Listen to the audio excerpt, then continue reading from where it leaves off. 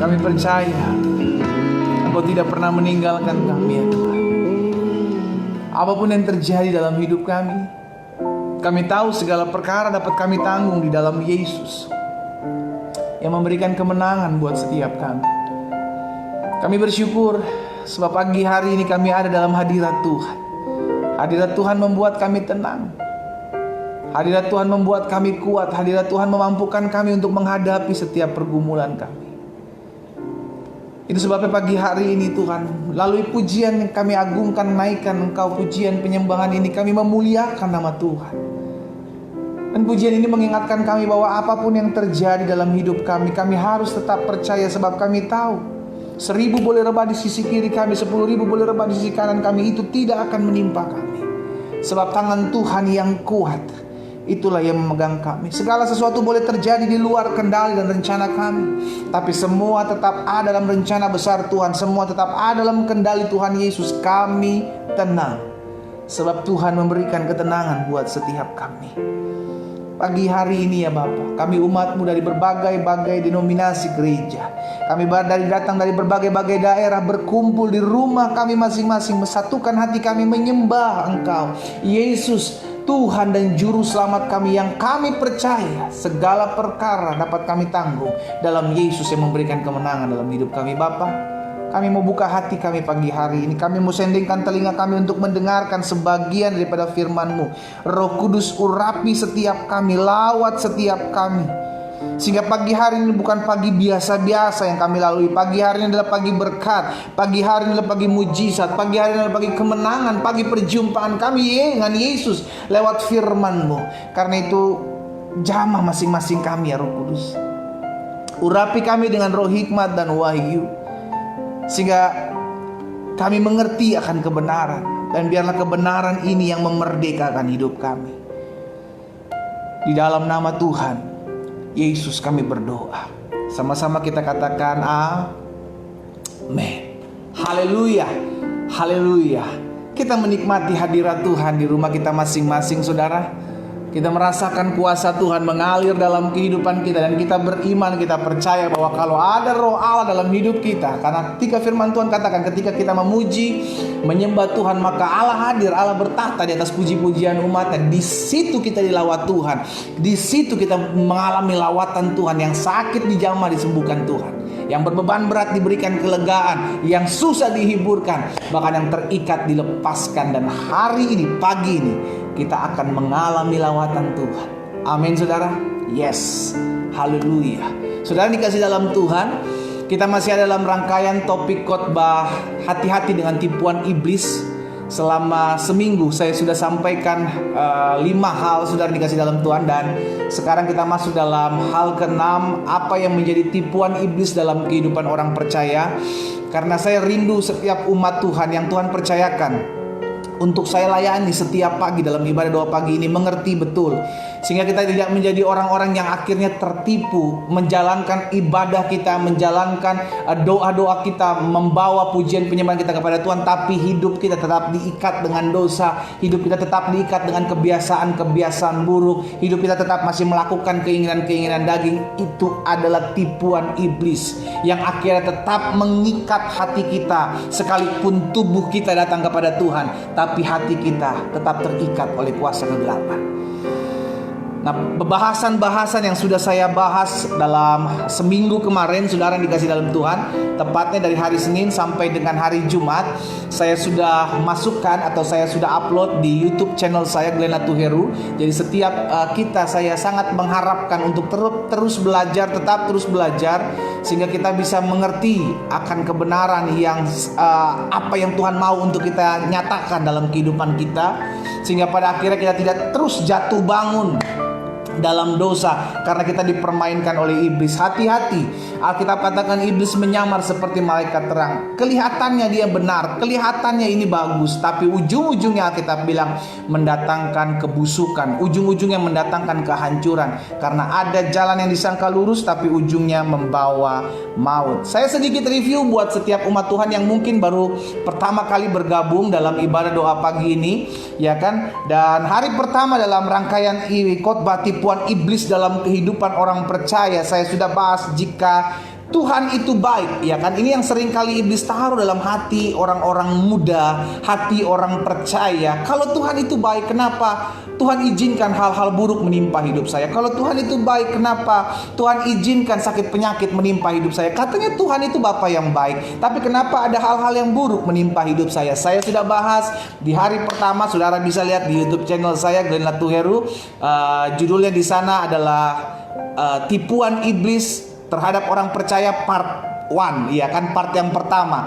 Dan yang kedua saya sudah bahas juga, saudara dikasih dalam Tuhan, tipuan iblis dalam kehidupan orang percaya. Dia sering kali menaruh dalam pikiran kita bahwa saya ini manusia, masih manusia, wajar jika saya masih bisa jatuh dalam dosa. Ini merupakan tipuan iblis supaya apa? Supaya kita menganggap bahwa suatu hal yang lumrah, suatu hal yang wajar kalau saya menjatuhkan diri saya di dalam kubangan dosa. Ingat saudara, dosa membuat kita jauh dari Tuhan. Dosa membuat Tuhan menyembunyikan diri dalam hidup kita. Karena Allah kita adalah Allah yang kudus, dan dosa tidak bisa menghampiri kekudusan Allah. Karena itu Yesus Kristus datang untuk mempersatukan saudara dan saya, kembali memperdamaikan kita manusia dengan Allah. Karena itu jangan kembali lagi menghalalkan dosa apapun yang ditaruh iblis dalam hati dan pikiran kita. Karena seringkali itu yang terjadi, ya kan? Itu pun sudah saya bahas di dalam pembahasan kita di hari kedua. Saudara bisa lihat di part 2-nya. Dan yang ketiga saya sudah bahas juga tipuan iblis dalam kehidupan orang percaya.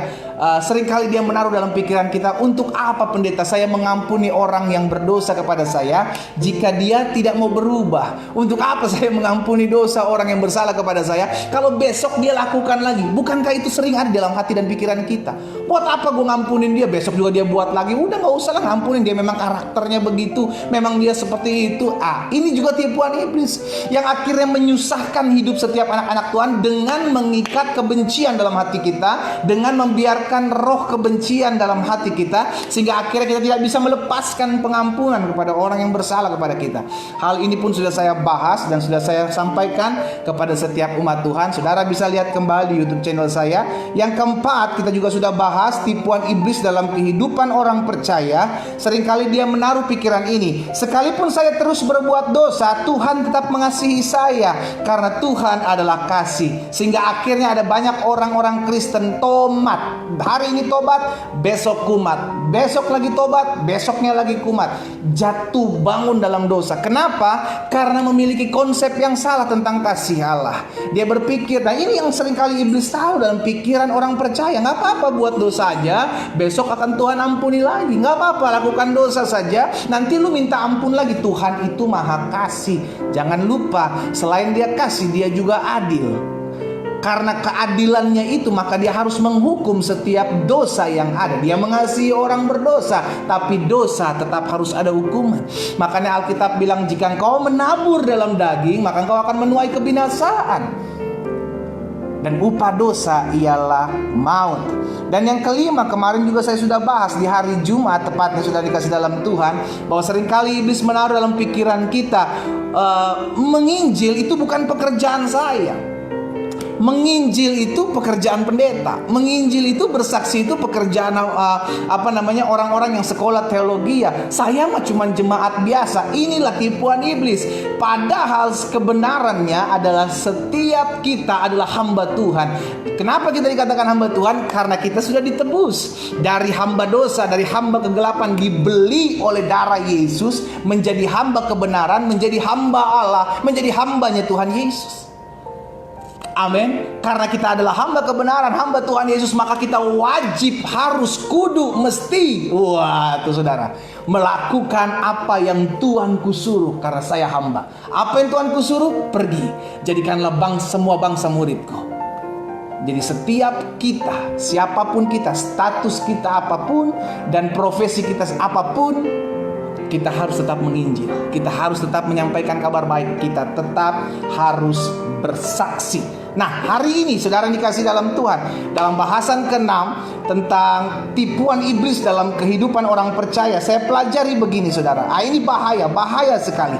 Seringkali iblis menaruh sesuatu yang membuat kita kehilangan pengharapan, sehingga akhirnya ada banyak orang bilang begini, ya memang mungkin ini nasib saya ya pendeta ya, untuk jadi istri peliharaan. Ya mungkin ini memang nasib saya ya pendeta ya, mungkin ini memang takdir saya nggak bisa pulih dalam rumah tangga saya pendeta ya, bagaimana ya pendeta ya, mungkin ini memang nasib saya, mungkin ini memang takdir saya, mungkin ini memang jalan-jalan Tuhan untuk saya jadi perempuan panggilan ya pendeta ya. Ya bagaimana ya pendeta, mungkin ini memang nasib saya, mungkin ini memang takdir saya supaya saya menjadi seorang lesbian, supaya saya menjadi seorang homoseks, supaya saya menjadi seorang yang tidak memiliki hasrat kepada pasangan saya. Ya memang ini mungkin takdir saya untuk supaya saya kembali lagi bercerai dan kembali lagi kepada pasangan hidup saya yang dulu pernah menikahi saya. Ya pendeta, mungkin dulu ini takdir saya ya pendeta ya, mungkin ini nasib saya pendeta untuk saya tidak lagi berumah tangga, untuk supaya saya jatuh dalam perzinahan. Ya mungkin Tuhan udah izinkan. Saudara yang dikasih dalam Tuhan, seringkali iblis menaruh hal itu dalam pikiran anak-anak Tuhan. Untuk apa? Untuk menghilangkan pengharapan kita kepada Tuhan, bahwa Tuhan sanggup memulihkan, bahwa Tuhan sanggup membetulkan hidup kita, bahwa Tuhan sanggup memperbaiki kehidupan kita. Hari ini, sebagai hamba Allah, saya mau ingatkan, tidak ada yang mustahil bagi Tuhan. Itu yang pertama. Yang kedua, yang Tuhan izinkan, yang merupakan kata kita ini adalah nasib, atau kata kita ini adalah takdir, itu adalah yang terbaik daripada Tuhan. Itu Tuhan selalu berikan yang terbaik. Tuhan gak pernah memberikan kecelakaan, Tuhan tidak pernah memberikan hari depan yang hancur. No, Tuhan berikan selalu yang terbaik. Jadi kalau ada di antara kita hari-hari ini sudah mengalah kepada, kata bahasa orang dunia, takdir nasib, saya mau ingatkan, takdir nasib yang katanya orang dunia itu buat kita, menurut Tuhan, destinimu, tujuan Tuhan dalam hidup saudara dan saya ada hal yang luar biasa, adalah hal-hal yang dahsyat. Kita akan belajar sama-sama agar kita tidak menyerah dengan sebuah keadaan yang saat ini mungkin sedang menimpa hidup kita. Bahkan ada orang-orang yang berkata, ya pendeta, saya itu seperti, saya tuh seorang perempuan pendeta, tapi kayaknya ada roh laki-laki yang Tuhan berikan. Bayangin, pakai nama Tuhan lagi.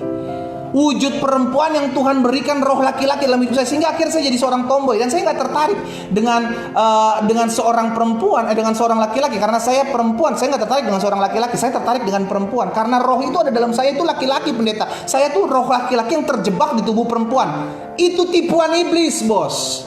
Saya mau bilang begini saudara, Tuhan gak mungkin salah kasih. Dia Tuhan, gak mungkin dia bilang, ya gue salah taruh, harusnya roh laki-laki, kenapa jadi roh perempuan. Hei, itu tipuan iblis yang buat kita bodoh. Tahukah saudara, Alkitab jelas katakan, Tuhan yang menenun kita dalam kandungan ibu kita.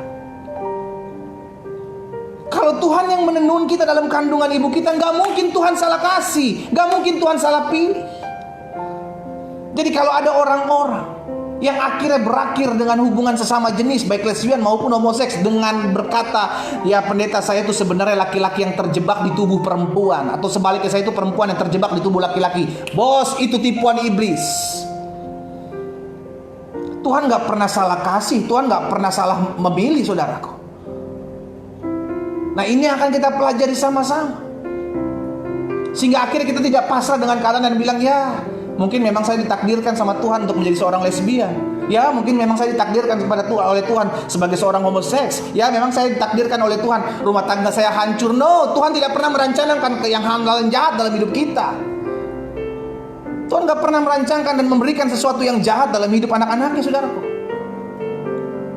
Itu adalah tipuan iblis. Kita belajar sama-sama pada hari ini, saudara yang dikasih dalam Tuhan. Karena tujuan iblis agar kita tidak bangkit dari dosa-dosa kita. Kita berserah kepada dosa-dosa kita, kita menyerah maksud saya kepada dosa-dosa kita, dan akhirnya mulai menyalahkan siapa? Tuhan. Ujung-ujungnya kita mulai menyalahkan Tuhan. Ya Tuhan, memang sudah nasib saya seperti ini, ya Tuhan berikan, ya udah saya seperti ini. No, Tuhan selalu memberikan yang terbaik, Tuhan selalu kasih yang terbaik. Kita yang salah langkah, kita yang salah persepsi, kita salah pandang karena tipuan iblis. Kasus Adam dan Hawa kita pelajari. Oh, Tuhan memberikan semua pohon, boleh dimakan, cuma satu yang Tuhan bilang gak boleh. Iblis memutar balik dengan bilang apa? Semua pohon gak boleh dimakan. Seakan-akan benar. Akhirnya Hawa mulai berargumen dengan iblis. Disinilah awal kejatuhan. Kalau iblis tipu, tengking dia, tunduklah kepada Allah dan usirlah iblis, maka dia akan lari daripadamu. Jangan diajak ngobrol, jangan di-entertain pikiran itu. Saya percaya saudara dikasih dalam Tuhan, Tuhan selalu memberikan hari depan yang dahsyat, hari depan yang luar biasa. Tidak mengizinkan, tidak membiarkan anak-anak Tuhan hidup dalam kehancuran. Kalaupun itu sampai terjadi, pasti ada masalah dalam hidup kita, bukan dari Tuhannya. Karena dia merancangkan hari depan yang penuh harapan. Coba lihat dalam Yohanes 3 ayat 16 sampai 18. Kita tahu bersama ayat ini. Ini adalah bukti. Tahukah saudara, ini adalah bukti bahwa Tuhan tidak menciptakan manusia untuk dihancurkan. Tuhan tidak menciptakan manusia untuk tinggal dalam kesusahan. Tuhan menciptakan manusia untuk hidup dahsyat, luar biasa. Kenapa? Karena dari penciptaan, mari kita buat manusia serupa dan segambar dengan Tuhan. Lihat saudara, Yohanes 3 ayat 16, kita tahu bersama ayat ini. Karena begitu besar kasih Allah akan apa? Dunia ini. Jadi Tuhan mengasihi dunia, Tuhan mengasihi manusia yang tinggal di dalam dunia. Tuhan tidak hanya mengasihi orang-orang Kristen, karena dia Tuhan buat setiap manusia. Dia mengasihi manusia. Karena begitu besar kasih Allah akan dunia ini, sehingga ia mengaruniakan anaknya. Lihat, Tuhan mengasihi manusia yang tinggal di dunia ini, karena Tuhan tahu manusia di dalam dosanya tidak bisa menghampiri dia dalam kekudusannya. Itu sebabnya dia mesti memberikan, mengorbankan anak-anaknya. Anaknya, satu-satunya, anaknya yang tunggal, supaya setiap orang yang percaya kepadanya, apa dibilang? Tidak binasa, melainkan beroleh hidup yang kekal.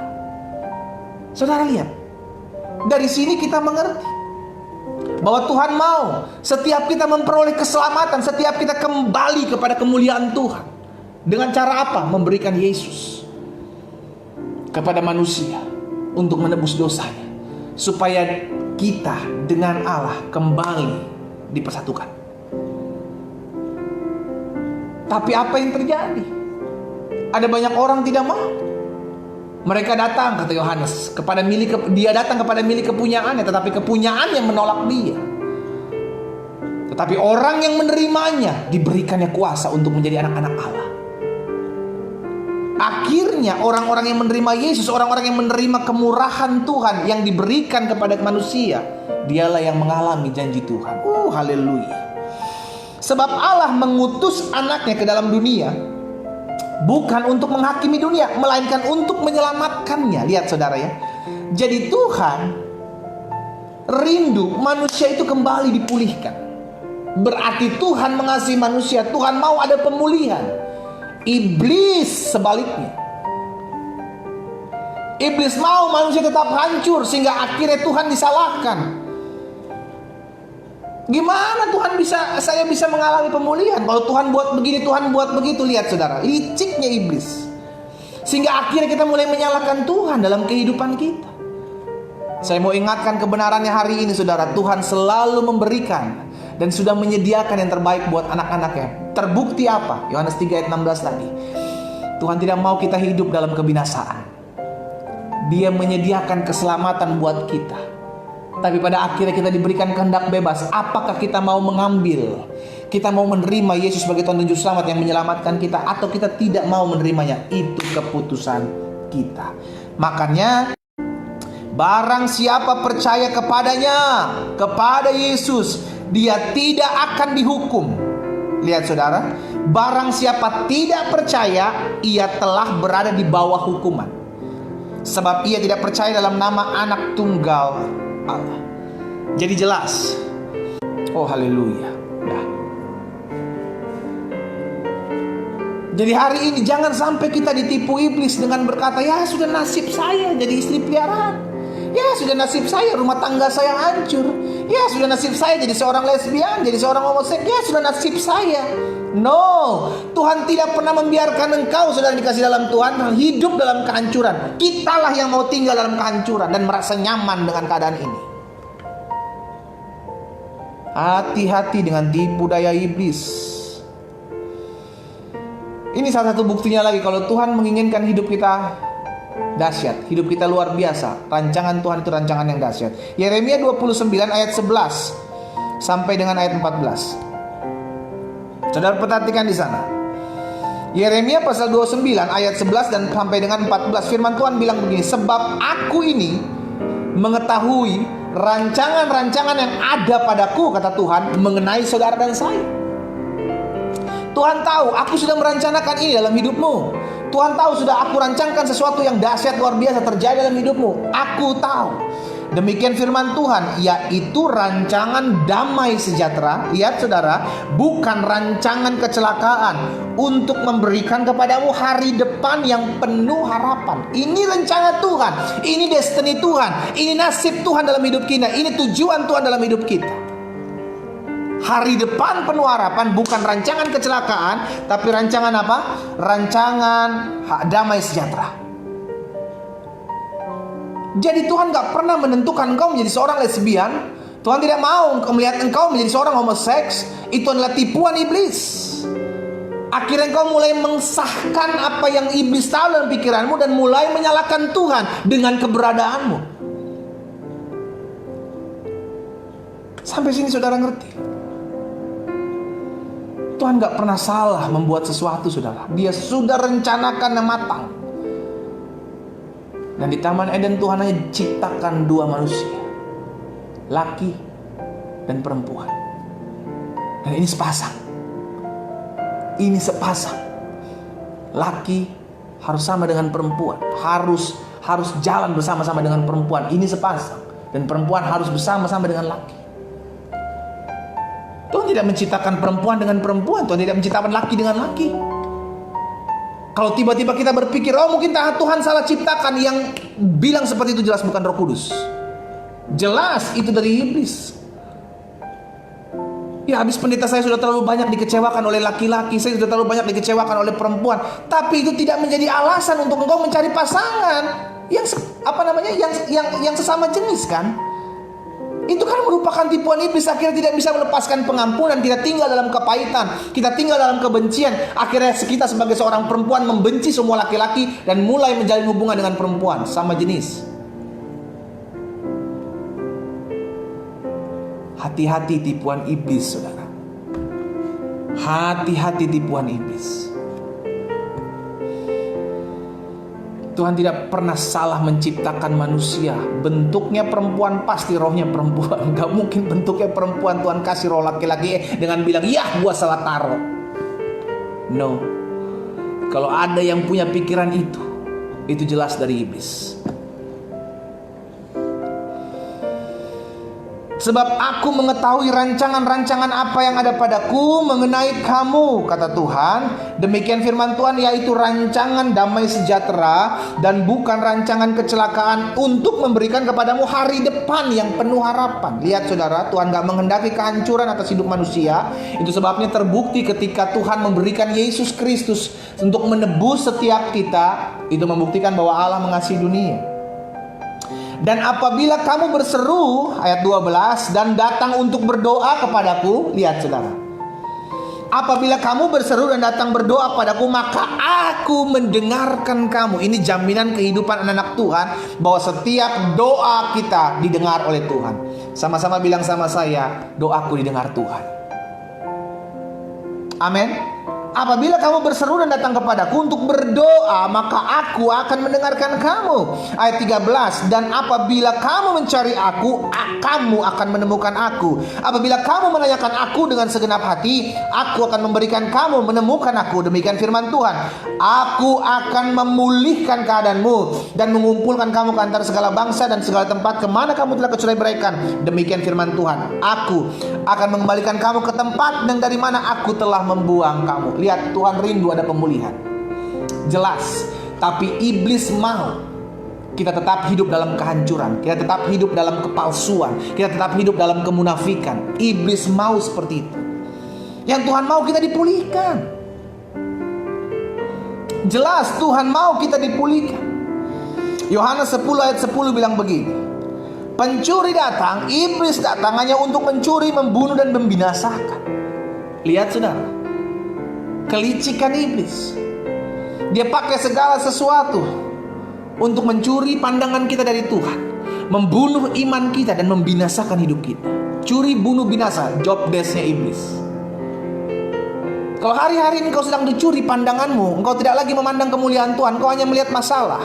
Hati-hati, itu adalah langkah awal untuk iblis mencuri, membunuh iman kita.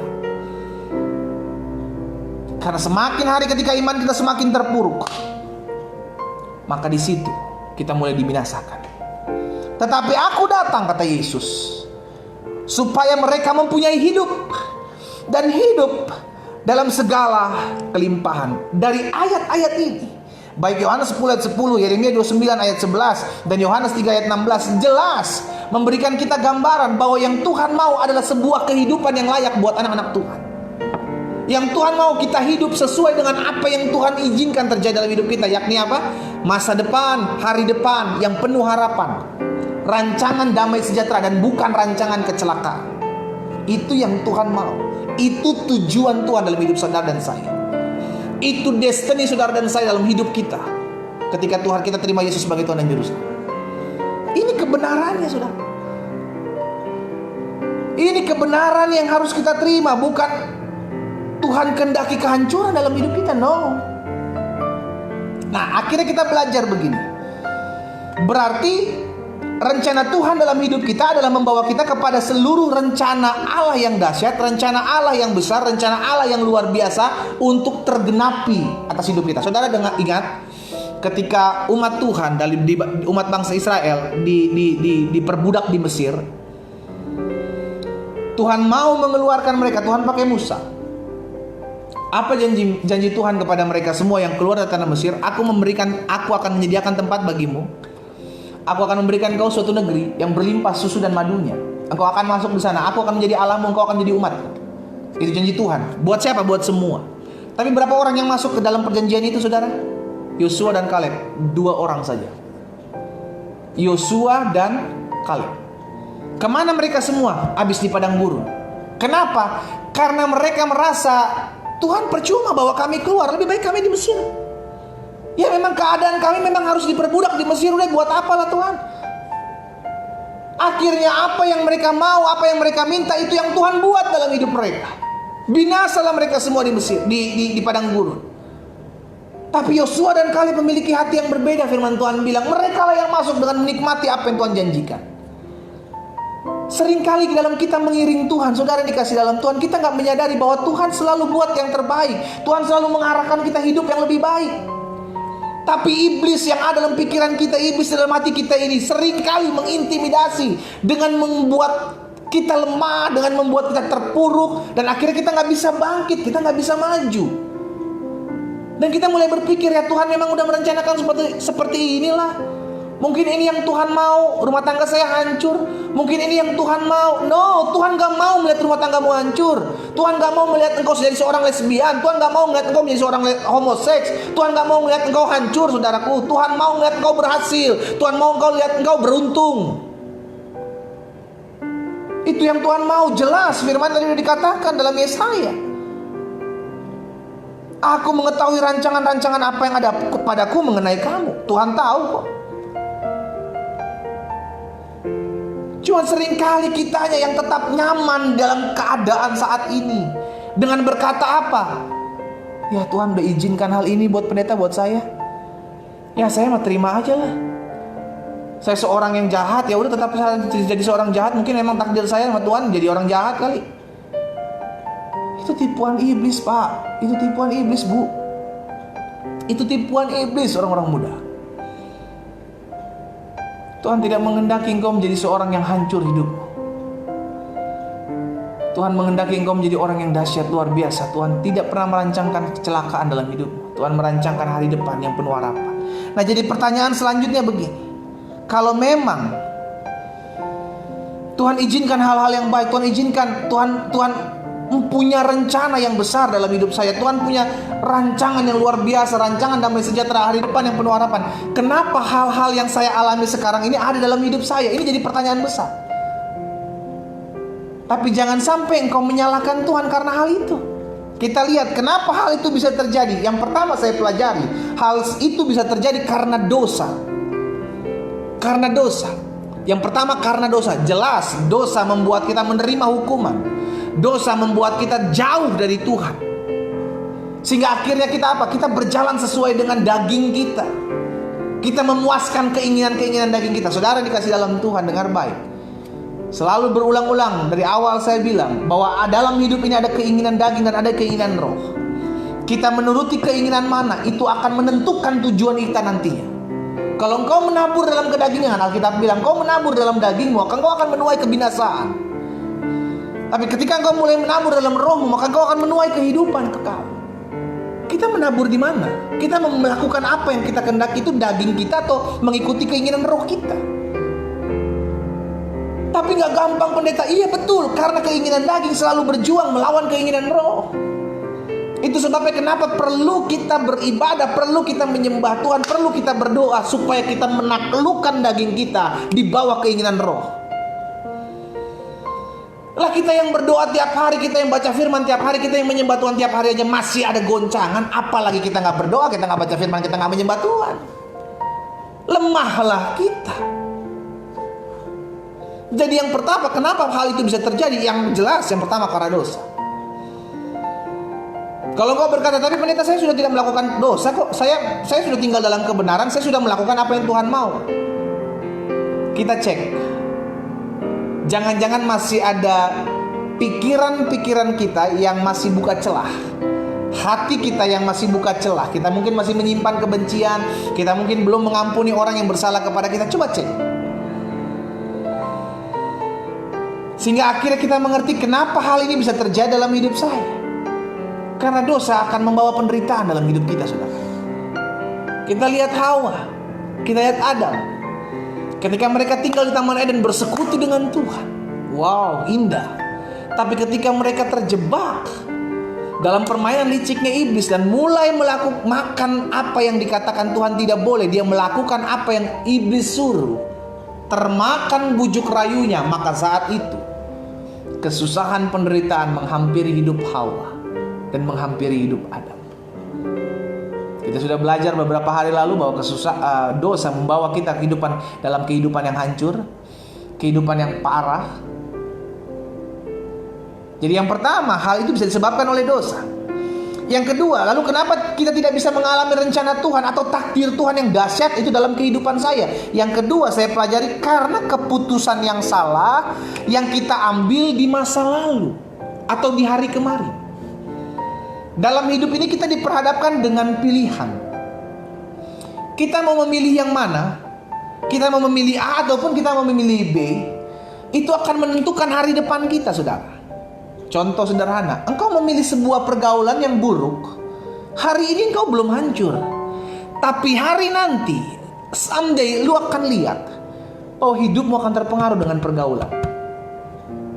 Ada banyak anak-anak Tuhan jatuh dalam lesbian, jatuh dalam homoseks, bukan karena tujuannya, tapi karena salah bergaul.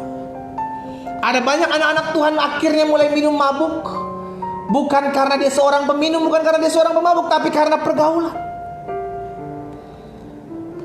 Dengan siapa kita berteman, dengan siapa kita bersahabat, kita akan jadi sama seperti itu.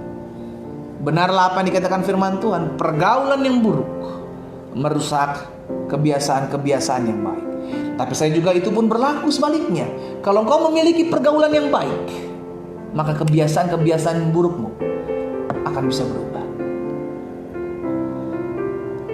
Jadi yang kedua, kenapa hal yang sekarang ini kita alami itu bisa terjadi? No, itu bukan destiny Tuhan, itu bukan tujuan Tuhan dalam hidup kita. Karena tujuan Tuhan bukan menghancurkan umat Tuhan pada saat ada di padang gurun. Tujuan Tuhan adalah membawa mereka semua masuk dalam tanah perjanjian. Tapi mereka mengambil keputusan yang salah. Keputusan yang salah apa? Mengeluh. Mereka mengambil keputusan yang salah apa? Bersungut-sungut. Mereka tidak belajar mengucap syukur dengan apa yang sudah Tuhan buat dalam perjalanan mereka menuju tanah perjanjian. Itu keputusan yang mereka ambil. Dan mungkin hari-hari ini kita salah bergaul, kita salah mengambil keputusan, sehingga akhirnya hal ini menimpa hidup kita. Contoh, mungkin kau berkata, pendeta mungkin memang takdir saya untuk saya jadi istri piaraan. Pendeta mungkin takdir saya untuk saya jadi homoseks, jadi lesbian. Mungkin ini takdir saya, mungkin ini adalah tujuan Tuhan dalam hidup saya. Saya mau bilang, no, itu bukan takdirmu, itu bukan tujuan Tuhan dalam hidupmu. Itu adalah keputusan yang salah yang kau ambil. Ada banyak rumah tangga hancur karena keputusan yang salah yang mereka ambil sebagai seorang suami dan sebagai seorang istri. Tentu karena mereka tidak mau mengalah.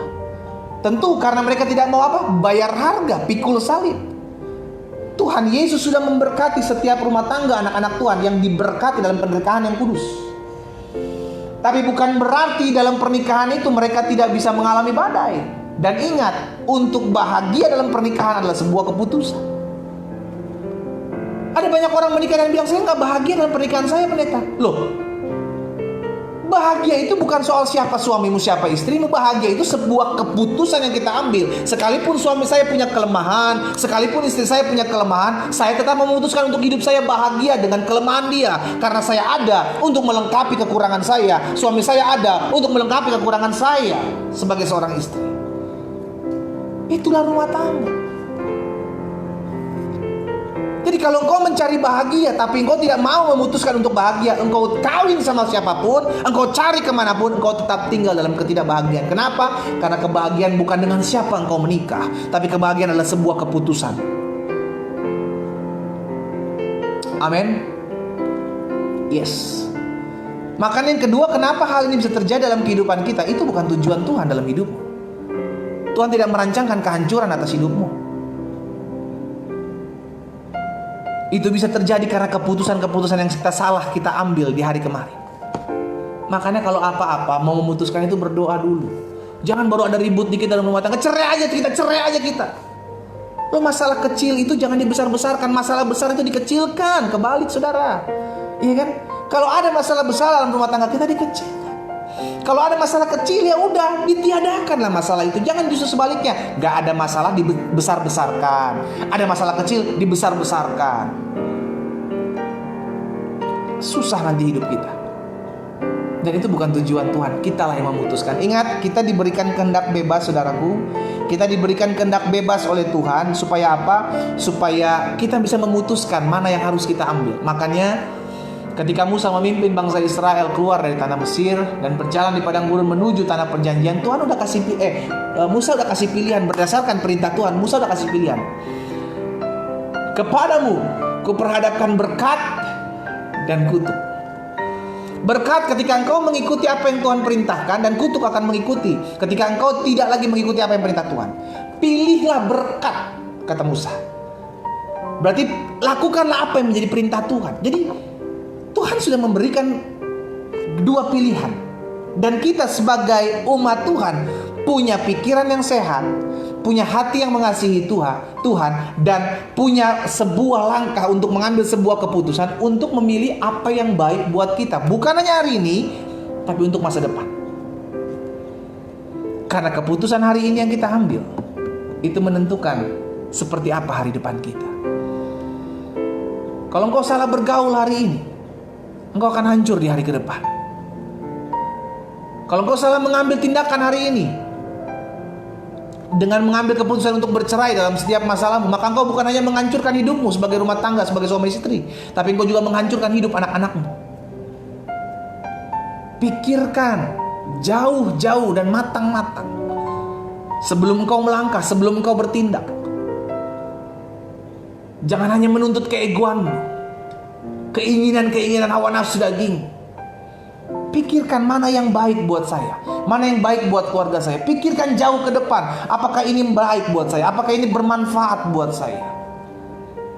Jangan cuma gara-gara disakiti oleh pria, jangan cuma gara-gara disakiti oleh pacarmu, lalu engkau mulai tidak lagi mau pacaran dengan lawan jenis, engkau lebih memilih sesama jenis.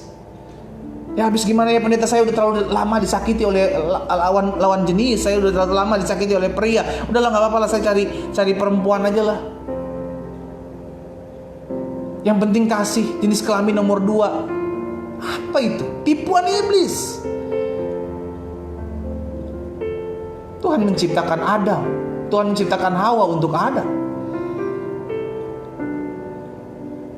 Kalau memang dalam firman Tuhan ada Tuhan menciptakan Hawa untuk Hawa lagi, ya lu boleh lakuin. Tapi di firman gak ada, bos. Tuhan ciptakan cuma 2, Adam dan Hawa. Hawa ada, perempuan ada untuk Adam. Berarti itulah yang sesuai dengan firman Tuhan.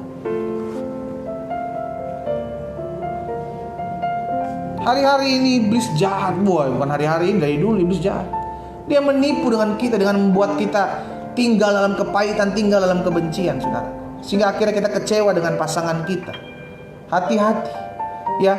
Jadi yang kenapa hal ini bisa terjadi menimpa hidup saya? Yang pertama karena dosa.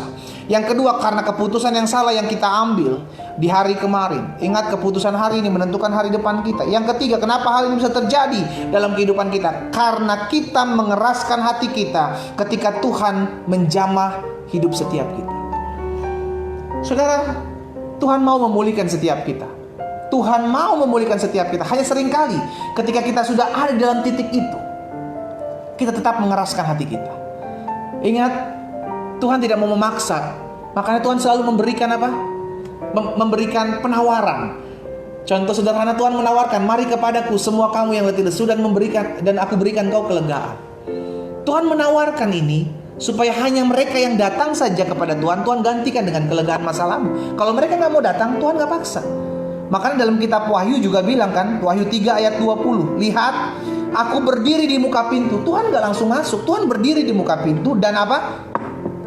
Mengetuk. Seringkali Tuhan ketuk hati kita untuk bertobat. Seringkali Tuhan ketuk hati kita untuk kita berbalik ke dalam jalan-jalan Tuhan. Tapi memang dasar kita kepala batu, kita keraskan hati kita. Dan parahnya lagi kita mulai menyalahkan Tuhan. Ya itu semua karena Tuhan. Padahal Tuhan sudah buat yang terbaik. Tuhan sudah izinkan kau untuk bertobat, berbalik dengan Dia berdiri di muka pintu dan mengetuk hatimu. Tapi kita nggak membuka pintu hati kita untuk Tuhan. Hari ini jika itu adalah dirimu dan kau terketuk hari ini pintu hatimu oleh Tuhan, buka hatimu.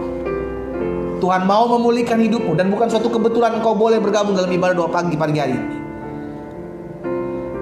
Tuhan mau menjamah hidupmu, Tuhan mau melawat hidupmu. Datanglah kepada Tuhan.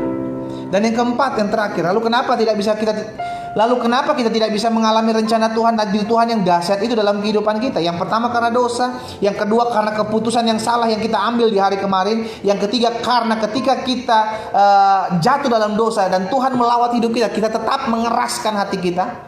Dan yang keempat, karena kita merasa nyaman dengan keadaan sekarang. Saudara, iblis ahlinya untuk membuat setiap kita nyaman dalam kenyamanan yang palsu. Oh, iblis ahlinya. Sehingga akhirnya dia membuat kenyamanan palsu dalam hidup kita. Ya udahlah, memang mungkin pasangan lu perempuan bukan laki-laki. Lu perempuan, lu punya pasangan mungkin perempuan. Ya udah, memang lu nyaman. Ya udah, orang laki-laki juga nyakitin semua kok, perempuan juga nyakitin semua kok. Udah, mendingan pilih sesama jenis lah. Dia mengasihi kamu kok. Lihat, kenyamanan palsu yang diciptakan oleh iblis membuat kita tidak mau bangkit dari dosa, membuat mata kita tertutup terhadap kebenaran. Hati-hati. Hari ini saya mau berdoa secara khusus buat saudara. Secara khusus setiap kita yang merasa hari-hari ini sedang ditipu oleh iblis dan berkata, ya mungkin memang ini takdir saya pendeta untuk hidup terus jatuh dalam dosa. Ya mungkin memang ini takdir saya pendeta untuk jadi istri piaraan. Ya mungkin ini takdir saya untuk menjadi seorang yang rumah tangganya hancur. Ya mungkin ini memang takdir saya untuk saya mengalami perceraian terhadap suami saya dan istri saya. Ya mungkin ini memang takdir saya untuk menjadi seorang lesbian, untuk menjadi seorang homoseks. Saya mau ingatkan hari ini, itu bukan takdirmu, itu bukan tujuan Tuhan dalam hidupmu. Karena tujuan Tuhan adalah memberikan hari depan yang penuh harapan. Kalau itu adalah dirimu, taruh tangan kananmu di dada. Nggak usah lihat kanan kiri. Ini hanya untuk hubungan kita dengan Tuhan. Saya berdoa buat saudara. Bapa, hari ini firman-Mu sudah disampaikan. Hamba berdoa, kalau ada di antara umat Tuhan yang hari-hari dalam hidup mereka sedang ditipu oleh iblis dengan kenyamanan palsu, dan nyaman itu adalah kenyamanan tinggal dalam dosa. Kalau hari-hari ini mereka sedang ditipu oleh iblis dengan berkata, ini adalah takdir Tuhan dalam hidup kami untuk supaya kami hancur. No. Hamba berdoa bagi mereka ya Bapak. Hamba berdoa, Demi nama Yesus. Firman-Mu katakan, Engkau memberikan hari depan yang penuh harapan bagi mereka. Firman-Mu katakan, Engkau datang untuk memberikan umat-Mu, domba-domba-Mu hidup yang berkelimpahan, hidup yang penuh dengan terobosan, hidup yang penuh dengan kemuliaan Tuhan. Karena itu hamba berdoa saat ini dalam nama Yesus, celikkan mata mereka ya Roh Kudus. Bukakan mata mereka, sehingga mereka bangkit. Sebab terang Tuhan telah terbit atas mereka. Hari ini hamba berdoa secara khusus mereka yang menaruh tangan kanan mereka di dada. Mereka yang seringkali berpikir ya mungkin ini takdir Tuhan, tujuan Tuhan untuk melihat saya hancur, untuk melihat saya hidup dalam dosa, untuk saya melihat saya hidup dalam perzinahan. Hamba berdoa buat mereka dalam nama Yesus. Roh Allah melawat setiap mereka. Roh Allah menjamah setiap mereka dalam nama Yesus. Pulihkan mereka ya Roh Kudus. Pulihkan mereka, pulihkan mereka. Biar mereka mengasihi-Mu lebih dan lebih lagi. Mereka dipulihkan, mereka dijamah Tuhan. Setiap akar pahit, setiap kekecewaan, setiap luka batin dalam hati mereka, Tuhan pulihkan dalam nama Yesus. Sehingga ketika hati mereka pulih, maka hidup mereka dipulih dan mereka kembali datang kepada Tuhan, memuliakan Tuhan. Dalam nama Yesus hamba berdoa. Apa yang Tuhan taruh dalam hati hamba sudah hamba sampaikan. Hamba berdoa sehingga firman termaterai dalam mereka. Hamba berdoa juga buat setiap pergumulan-pergumulan kami ya Tuhan. Setiap pergumulan-pergumulan umat Tuhan yang mereka naikkan dalam pokok-pokok doa mereka, yang setiap hari kami berdoa bersama-sama. Kami percaya hari ini kami mendengarkan firman Tuhan bahwa doa kami didengar oleh Tuhan. Ketika kami mencari Tuhan, Tuhan akan bertemu dengan kami. Dan hari ini kami berdoa membawa pergumulan dari umat Tuhan. Mereka yang menuliskan doa-doa mereka di kolom komentar pada saat live doa pagi ini berlangsung. Mereka yang menuliskan pokok-pokok doa mereka, yang mengirimkan kepada WhatsApp, melalui WhatsApp kepada kami. Hamba membawa setiap mereka pokok doa ini ke dalam tangan Tuhan yang kuat. Hamba berdoa buat setiap mereka di dalam nama Tuhan Yesus. Ada yang berdoa buat rumah tangganya, ada yang berdoa buat pribadinya, ada yang berdoa buat pekerjaan usahanya, ada yang berdoa buat kesehatannya, ada yang berdoa buat rumah tangganya, ada yang berdoa buat anak-anak cucu-cucunya, ada yang berdoa buat pemulihan rumah tangga terjadi, ada yang berdoa buat mencari pekerjaan hari-hari ini, ada yang berdoa buat studi mereka ya Allah, ada yang berdoa untuk mendapatkan pasangan hidup yang berasal daripada Tuhan, ada yang berdoa agar rumah tangga yang mendapatkan keturunan yang berasal daripada Tuhan, bahkan ada yang berdoa untuk pemulihan jiwa-jiwa. Kami berdoa, kami bawa pergumulan doa ini. Tuhan terlebih tahu setiap isi hati umat-Mu. Hamba ucapkan berkat dalam nama Yesus. Lawatan Tuhan, kuasa Tuhan dinyatakan atas setiap mereka. Mereka mengalami kuasa Tuhan. Hamba berdoa secara khusus pada akhirnya mengucapkan berkat buat setiap umat Tuhan dimanapun mereka berada, agar mereka tidak lagi ditipu oleh iblis. Mereka mengerti akan kebenaran, dan sesungguhnya kebenaran itulah yang akan memerdekakan hidup mereka. Pada akhirnya kami ucapkan berkat buat bangsa kami. Indonesia diberkati Tuhan, Indonesia dipulihkan Tuhan dari pandemi COVID, Indonesia ditolong Tuhan, dan belas kasihan Allah ada atas bangsa kami.